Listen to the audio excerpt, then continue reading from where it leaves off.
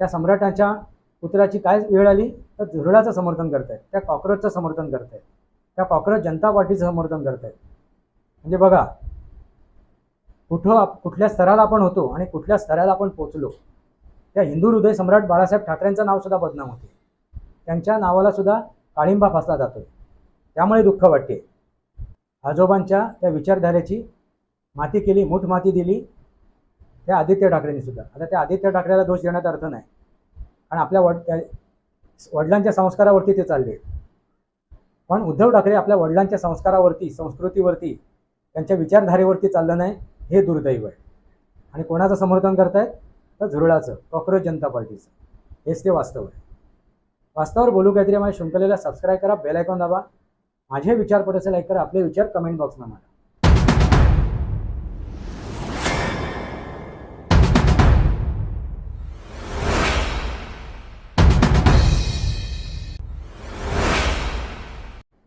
नमस्कार मित्रांनो, वंदे मातरम. वास्तवावर बोलू काहीतरी शृंखलेमध्ये पुन्हा एकदा आपलं स्वागत. मी आपला मित्र राजेश वासंती साबाजी गिरसकर. मित्रांनो, हा जो व्हिडिओ मी बनवतोय थोडं दुःख होते, मला मनाला यातना होत आहे, खूप वाईट वाटते. आणि दुःख यातना काय होत आहेत बाळासाहेबांबद्दल. बाळासाहेबांनी एक संघटना उभी केली, संघटना स्थापन केली, रक्ताचं पाणी केलं, घाम गळला, अहोरात्र मेहनत केली, अगदी लाट्या काठ्याही झेलल्या, रस्त्यावर उतरले. अशी संघटना त्यांनी उभी केली. त्या संघटनेचं नाव होतं शिवसेना. आणि त्या संघटनेच्या कार्यकर्त्यांना सुद्धा त्यांनी एक मान सन्मान दिला. काय त्यांना कार्यकर्त्यांना उपमा दिली तर शिवसैनिक. असे ते शिवसैनिक, अशी ती संघटना, असे ते बाळासाहेब ठाकरे.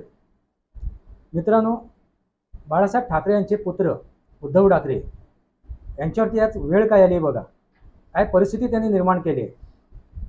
बाळासाहेबांनी एक संघटना उभी केली आणि ती आयती संघटना या उद्धव ठाकरेंच्या झोळीत टाकली. त्याची किंमत त्यांना राहिली नाही, त्यांचं महत्त्व त्यांना समजलं नाही. कारण आयत्या मिळालेलं ना, आयत्या गोष्टीची किंमत नसते.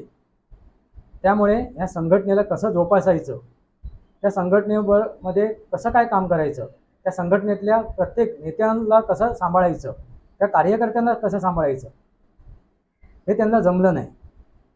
आणि आज काय वेळ आली त्यांच्यावरती की त्या संघटनेमधून त्यांची हकालपट्टी झाली. का हकालपट्टी झाली? कारण त्यांचं ते कर्तृत्व, वागणं, त्यांची विचारधारा, यांच्यामुळे त्यांना ती वेळ आली, त्या संघटनेमधून हकालपट्टी झाली. कारण त्या संघटनेचे दोन शकलं पडलेली नाहीत. ती संघटना आता एकनाथ शिंदेच्या हातात सुरक्षित आहे. बाळासाहेबांनाही ते कुठेतरी सुखावले असतील.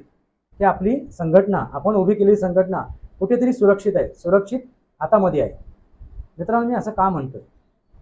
आणि उद्धव ठाकरे आज उभाटा पक्ष चालवत आहेत आणि आपल्या उभाटाच्या त्या कार्यकर्त्यांना काय सांगतायत, त्या जंतर मंतरवरती बसलेला झुरळ आहे त्याचं समर्थन करा. म्हणजे झुरळाचं समर्थन करण्याची वेळ या उद्धव ठाकरेंवरती आलेली.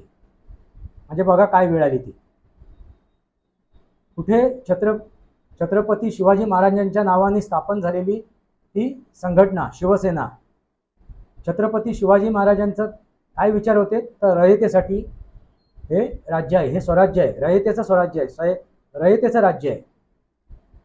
हिंदवी स्वराज्य स्थापन व्हावं हीच श्रीची इच्छा. अच्छे इच्छा बाळगणारे ते छत्रपती शिवाजी महाराज आणि त्यांच्या नावाने ही स्थापन झालेली संघटना शिवसेना. म्हणजे त्याची विचारधारा काय होती? हिंदुत्व हेच राष्ट्रीयत्व. गर्व से कहो हम हिंदू है. मुसलमानांचं तुष्टीकरण नव्हे, लागून चालन नव्हे. हे संस्कार आणि ही संस्कृती आणि ही विचारधारा बाळासाहेबांनी आपल्या पुत्राच्या हाती दिली होती. आज ते हयात नाही आहे, पण त्या पुत्राने त्या संघटनेची माती केली. माती होण्यापूर्वीच त्या एकनाथ शिंदेनी ती संघटना राखली, त्याचं संरक्षण केलं, त्याचं रक्षण केलं आणि आपल्या सुरक्षित हाताखाली ती घेतली. अन्यथा त्या संघटनेची माती झाली असती. कारण त्या उभाटाच्या नावाखाली ते आपल्या संघटनेला पण शिवसेना म्हणतात आणि आपल्या कार्यकर्त्यांना काय सांगतायत, शिवसैनिकांनो तुम्ही त्या जंतर मंतरवरती दिल्लीला जा आणि त्या अभिजित दिपकेचं समर्थन करा. त्या झुरळाचं समर्थन करा, त्या कॉक्रोचचं समर्थन करा, त्याच्या पाठी उभे राहा, त्याला मांडीवर बसवून घ्या, त्याला डोक्यावर बसवून घ्या. थोडक्यात काय सांगतायत, तुम्ही सुद्धा झुरळ व्हा. उल्लेख काय करतायत, शिवसैनिकांना. आता यांच्याकडे शिवसैनिक आहेत की किवसैनिक आहेत, यांची कीव करावी असं ते कार्यकर्ते आहेत. आता कीव करण्या इतपत सुद्धा त्यांची लायकी राहिलेली नाही, त्यामुळे त्यांना किंवा सैनिक सुद्धा म्हणणं चुकीचं आहे. ते कार्यकर्ते आता काय झालेत, झुरळ झालेत, ते कॉक्रोच झालेत. आणि काय वेळ आली की अभिजित दिपके हा सोशल मीडियामधून, सामाजिक माध्यमातून जन्माला आलेला.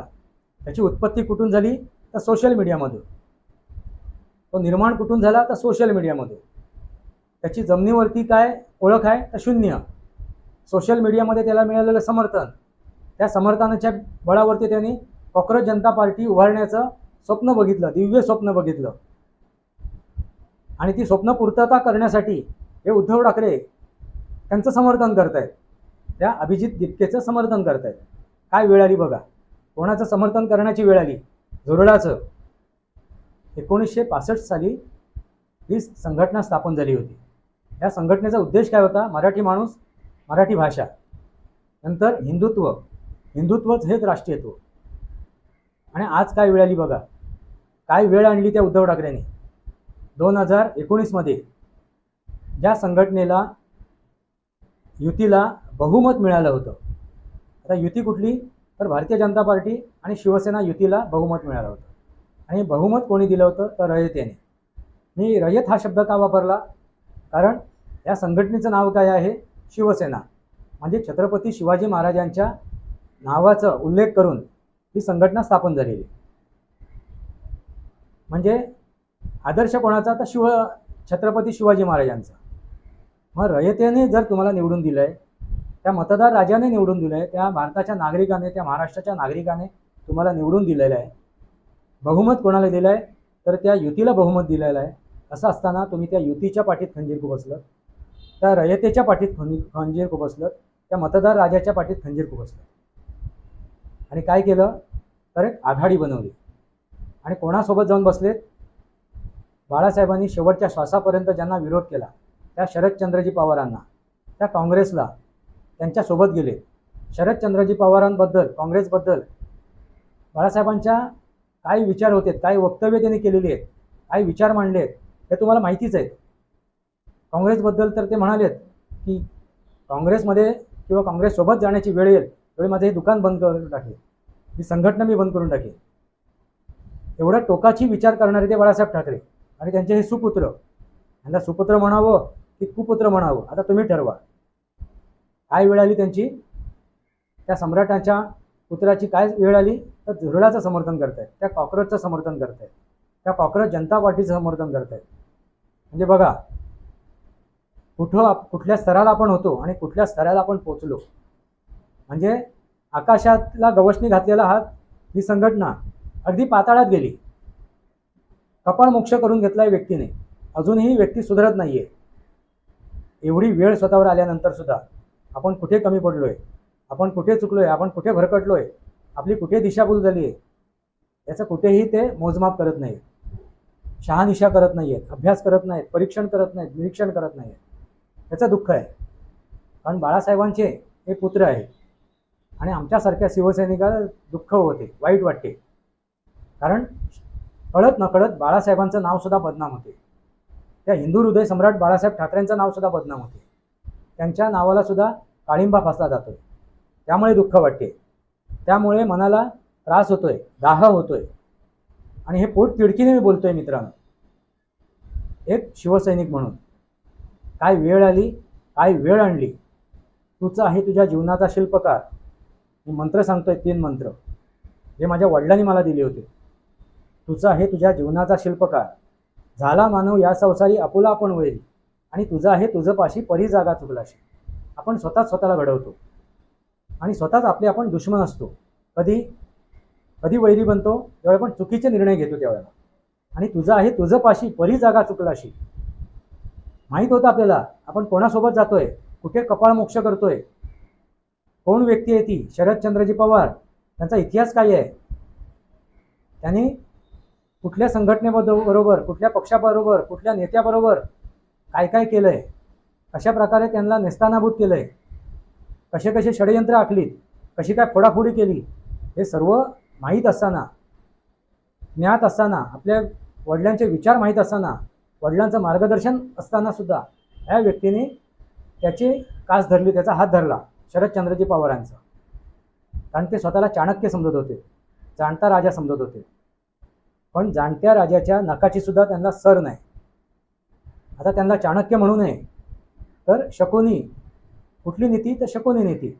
त्यांनी रणनीती कधीच आखली नाही. त्या व्यक्तीने काय केलं, फक्त षडयंत्र आखली, त्या शकुनी मामासारखं.